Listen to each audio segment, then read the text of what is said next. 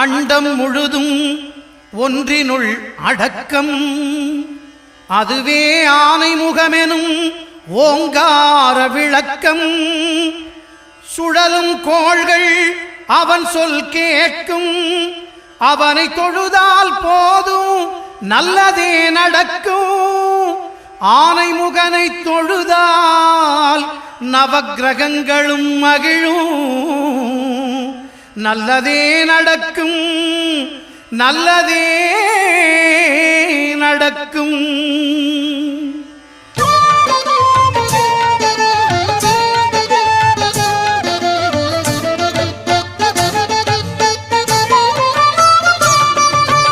ஒன்பது கோளும் ஒன்றாய் காண அங்கு கற்பகம் என்னும் கடவுளின் மெய்யில் 9 கோளும் ஒன்றாய்